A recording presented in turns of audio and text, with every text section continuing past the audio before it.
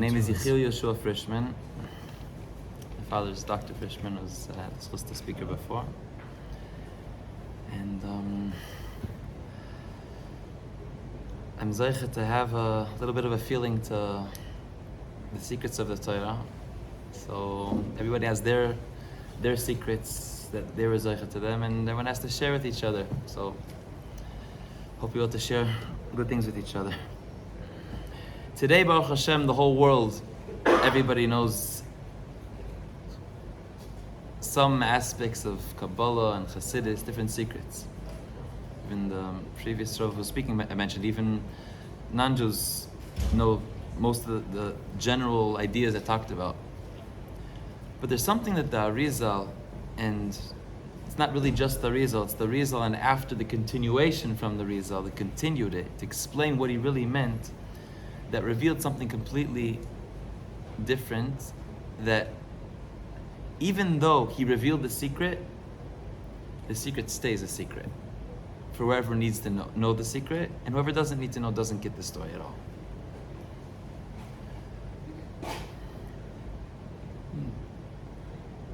The Arizal continues the revealing of the secrets of the Torah after the Holy Ramak explained the Zohar Kodesh with Pardes Urmainim.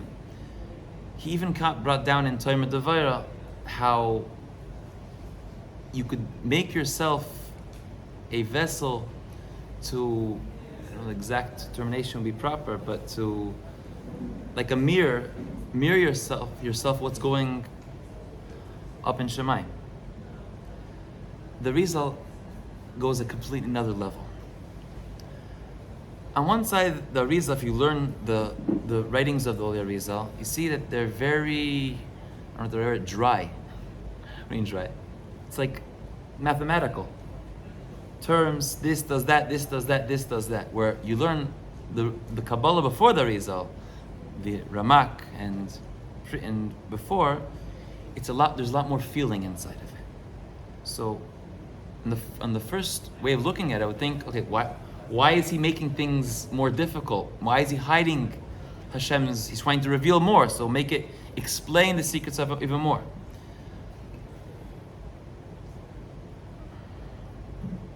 The reason needs to go into details. He has a purpose. He's trying to do something. What is the purpose of Kabalah? To reveal how Hashem's presence is in this world, and there's nothing but Him in this world. Every object, manner and time, everything in this world is only one thing: the revelation of Hashem. And in order to be revealed, He has to have a physical aspect that through that we reveal it. How do you reveal something? If there's like a proiches, a curtain, if it's covered, you open up, I can reveal it. Hashem puts us in this world for a purpose. We need to reveal Him. How can we reveal Him? If there's nothing but Him, I can't reveal Him. So Hashem puts this curtain of physicality in the world. It doesn't let us see it. At the first, what's the word? Blick. Mabat. The first glance. Thank you. But afterwards, when we learn the secrets of the Torah, we learn to be able to understand that we don't need to remove the curtain. We have to recognize how the curtain itself, specifically each and every curtain that looks like it's hiding Hashem's presence, is really revealing a different aspect that Hashem wants us to recognize. There's a sefer called Sharuach HaKodesh, Shar Yechudim, Sefer Yechudim, which talks about different Yechudim, different names of Hashem, that when you have in mind the two different names, you are able to bring down new shefa. A lot of it is very deep ideas. There's a very simple yichud, with literally every person who just knows about Aleph Beis could do it. There's certain yichudim which you have to stay on the right level in order to do it. It could be dangerous. It's something that everybody could do. Why would it? So it's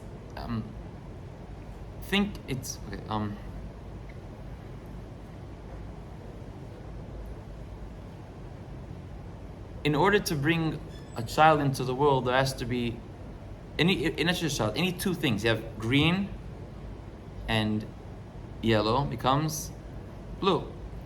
Then any new thing has to come from two different aspects. And if I want to bring down new shefa, new revelations of Hashem, so by having in mind, not just having in mind, connecting myself, recognizing different names of Hashem and unifying them together, I'm able to reveal a new shefa, a new revelation of Hashem's presence in the world that wasn't there beforehand.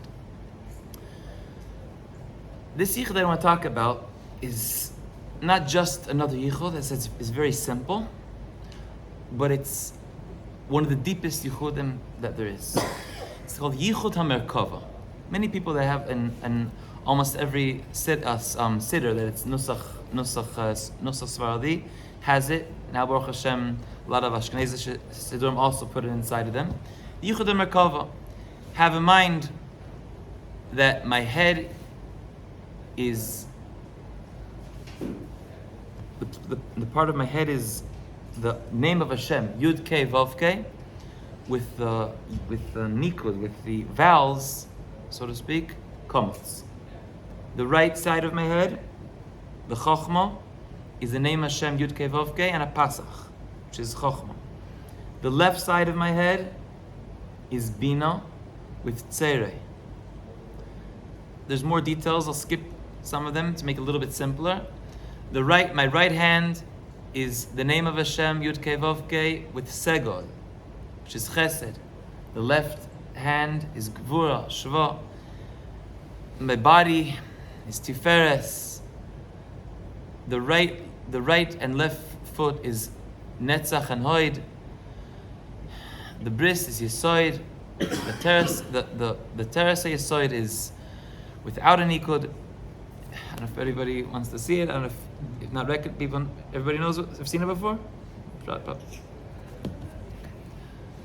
Have in mind different names of Hashem. Very simple, right? This week's parsha was Shabbos Chazon. The holy Rabbi Yitzchak Barditchev says, what is Chazon? A prophecy. What's the prophecy? What is being revealed? Rabbi Yitzchak Barditchev says, tells a story. There was once a father who made a beautiful, expensive outfit for his son. The child wasn't careful. It got dirty. He got teared. He said, be careful. It's very expensive. And he made him a new outfit. A short time afterwards, the same thing happened. He wasn't careful. It got dirty, got torn. The father again made another outfit, but told him, I'm not going to give it to you. I'm going to put it aside. And when you'll be ready for it, then I'll give it to you. It's locked in a case, on a hanger. When you're ready, I'll give it to you. Very painful for the son. They know that the father has it, and I am not ready to accept it. The feeling that one could feel is not so wanted. Who knows if I'm going to get it? One day the father calls his son and opens the safe and says, look at this beautiful outfit. It's even more beautiful than the previous ones. When you'll be ready, you're going to wear this outfit. It's going to be yours. Says the Holy Rabbi Yitzchak Barditchev, that's this week's parsha. We're right now in the most darkest time of the year. Hashem, stones can't go on fire. The Beis HaMikdash, Hashem literally lit the fire with a miracle. How the Beis HaMikdash burned down. There's no more terrible feeling that a child can feel that the father themselves is saying, get out of my house. I don't want to be with you. As it would seem, the way we would feel. Hashem gave us one Beis HaMikdash. We ruined it. A second one. We ruined it. Hashem makes a third one. But you can't have it. I put it away. When you'll be ready, you're going to get it. This week's parasha, Shabbos Chazon, the Shabbos of prophecy, we see a prophecy, we see a vision. The vision, we're able to see the Beis HaMikdash. Very simple question. If it was before Shabbos, then everybody would be excited. We're about to see the Beis HaMikdash. Did you see it? I don't think anybody has ever seen it before. So what is he telling us this parable for? If it's something that it just, maybe just for tzaddikim, the Ariz could see it, the Baba Sali could see it, but these tzaddikim, they saw the Beis HaMikdash whenever they wanted to. I don't know, whatever they wanted to, but there's many stories that they can know exactly where the Beis HaMikdash is holding, what's going on with it. There must be something different that he's teaching us. What is the Beis HaMikdash? The Beis HaMikdash is a place where Hashem, so to speak, could live, could reveal himself. Hashem is looking, where could I be? I have no place for me in the world. Where is a proper place where I could rest? The Shekhinah, where the Shekhinah could rest. When there's a Beis HaMikdash, there's a place for him to rest. But it's not the Beis HaMikdash that does it. If a Jew would make the Beis HaMikdash without the commandment of Hashem, it would just be like idol worship. What is the Beis HaMikdash?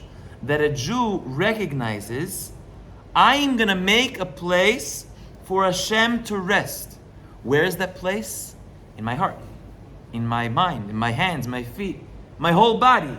What is a Jew? A Jew is the Beis HaMikdash, is the place, the way how Hashem's presence could be and is revealed in the world. So, but the actual fact that I exist, the Beis HaMikdash exists. Hashem's presence is being revealed. That's why it could be Shabbos, but there's a Jew that this lives need to be saved. What is the halacha? The biggest tzaddikim need to go mechal Shabbos in order to save him. Why? Because a Jew is above everything. The Jew is Hashem's revelation. What is a Jew? If I don't have an outfit, I just have a t-shirt. Can I give a shear like this? Wouldn't be, maybe, I don't know, without a t-shirt. I need something, right? Hashem, so to speak, needs an outfit in order to reveal himself. The outfit is the Beis HaMikdash. But it's not just the Beis HaMikdash. It's each and every Jew in the world. Each and every one of us is revealing Hashem's presence. That means that we are the Merkava, the chariot. Just like a chariot, what does it do? It brings a person from one place to another place. You're very limited however much you could go if you have a chariot. Hashem's could, okay, I landed, so to speak. But could I move in the world? Could I be I could be in a show, but what about, I want to go on the street also. If you don't believe that you are a chariot of Hashem, it's not just a chariot, but it's hard to translate every word, all the proper translate. One of the meanings of Merkava is chariot. It's a lot more than that, but it's the meaning of like harkava. I don't know what the right word is. What? Vessel? No, that's like you can't take two trees and hybridize. It's like I'm, so to speak, hybridizing with Hashem. So there's a lot of different meanings about the word Merkava. Anyway, there's a very interesting Zohar Kodesh. I don't think there's anything like that. It says words like this. When the Jews went to Bavel after the Beis HaMikdash was destroyed, suddenly Yechezkel HaNavi comes along, has a prophecy. He starts talking about teaching Kabalah for everybody. I saw the Merkava, I saw the chariot. There's this malach and that malach with this amount of wings and that amount of wings and fire and this and that. The Zohar Kodesh asked a very interesting question. I don't know exact terms, don't catch me on it, but very, very, are you normal? You're teaching all the secrets just for everybody, just like that. You saw something, be quiet. You have to tell it for everybody. It's not, this is in Chutz La'aretz. It's not in Eretz Yisrael. You're not living in Tzfat, Ariz, you can learn Kabalah out loud. What's going on? So the Zohar Kodesh answers. Klal Yisrael was so broken, they were so sure that Hashem left them. Hashem sent specifically Yechezkel HaNavi to show the Jews, the Merkava, the whole Hashem's himself and his whole army came down with you into exile, into Galus. Hashem is with us. Now it's not. They said, "Come on, give me a break." Hashem's with us in Galus. It doesn't seem to make sense. He burnt the Beis HaMikdash. I saw it. You think you drink too much, maybe? No, he starts details. There's that amount of wings and this and that. Wow, that's something. That's too much. That you can't make up. The Ariz is the same thing. the terrible things that happened to Klal Yisrael before the Ariz was revealed. There was the Inquisition and many terrible tragedies happened to Klal Yisrael. And really the same thing afterwards, before the Baal Shem Tov, was the years of Tach v'Tat. Why were they sent in the world? What was the purpose? To teach the secrets? What happens in higher worlds? No. To recognize that all those high levels exist here with us. That the simplest Jew that doesn't know anything, he is a Merkava. What does the Ritz teach us? What does he talk about? The physical body. He doesn't talk about when a person is serving Hashem properly. He takes examples of a physical body who doesn't know anything, doesn't have anything in mind. There's in a finger. There's three joints. In a hand, there's three. The body is there's the head, the body, and the feet. Why is there three? Because that's Chabad, Chagat Nahi. Every part of your body is a revelation, another revelation, and it's in details and details and details. It's not just generally. Yeah, I'm a Jew. Every detail of your body, your skin. If you learn a little bit about it, you see it's incredible. There's levels. There's there's skin. There's veins. There's the blood. All these are different levels of revelation of Hashem. Why do I need to know this? The Hashem sent the Ariz to reveal it. Wake up. I'm with you in Gullus. What do you mean you're with me in Gullus? You kicked us out of our home. I kicked us out of your home because you were stupid. Why were you stupid? You didn't recognize that it's not the Beis Hamikdash. It's you. It's all about you. Hashem says you are revealing me. Yes, I want you to build a house to have it perfection. But if you're missing the point, when the child that wasn't careful in his outfit, why is he not careful? Why does anybody go on the street and not be careful what he looks at? Why? What does it make a difference? Does it make a difference if I look at that or doesn't like that? What does it make a difference? I speak some Lashon Hara. What's going to happen? I don't know if it's true or not, but they say that the president of America has a computer or whatever and buttons to, right? Just a button. What's going to happen? You don't understand what a button is. That's why not everybody's the president, right? You have to be chosen to have the proper decisions. Hashem chose each and every one of us for that job. When I go like this, the world is changing. Hashem's revelation is being revealed in this way or in that way. Hasidim, we're very, very, not telling anybody what to do, but we're very careful to have the right over the left.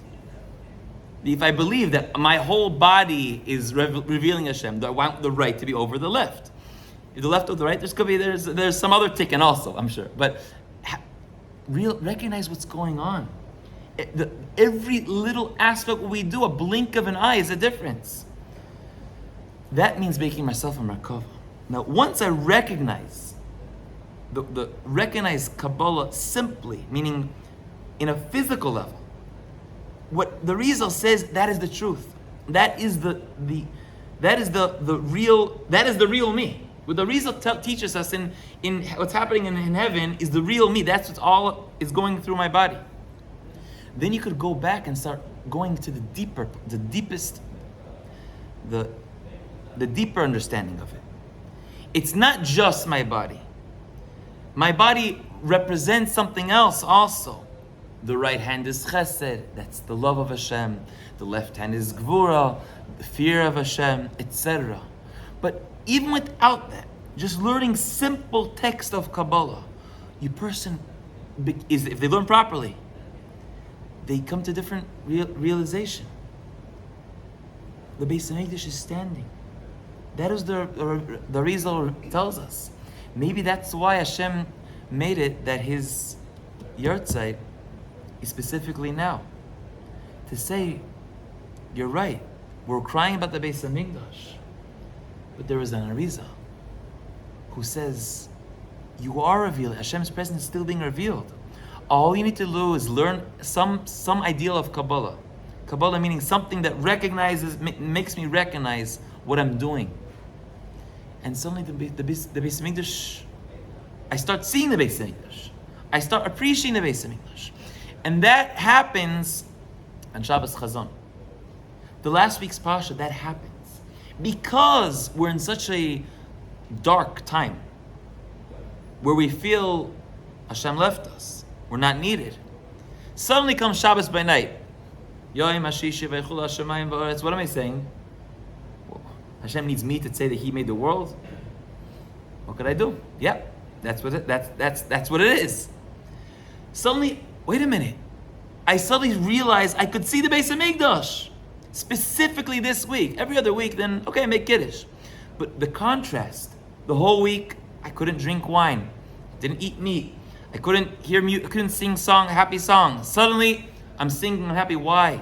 Because of the Beis Hamikdash is standing. When I recognize that I am revealed, what am I saying? Hashem created the world. Hashem needs me to reveal that. The Beis Hamikdash is standing. Maybe not for everybody. We're waiting for you. Every Jew that straightens themselves in that emunah, the Beis Hamikdash is being another part. Your part of the Beis Hamikdash is standing now. So the kavanah is a general kavanah that I am a merkava. I am a chariot. If you want to go into details, start thinking about it more. Learn the words. Think about it. The top of my head is keser. The right side is chachma. The left side is bina. When I pick up my right hand, it's chesed. When I pick the left hand, it's gvura. Have it in mind. It makes it easier to realize what I'm doing. To think about it when you're going on the street. But it's not just it's not just the names. What am I doing with those names?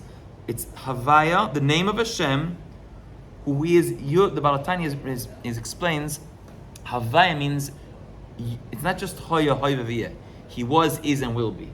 It's Yud Hoyve. Yud is constantly being mehave, constantly giving, not just life force, giving existence into the world. We'll talk about this idea. I wasn't so sure what I was talking about here, but there's two names of Hashem, general names that we most use: Shem Havaya and Shem Adna. Right? What's the difference? Shem Havaya is more rachamim, more mercy, and Shem Adnus is more din, vura, more. Also in a certain aspect, also.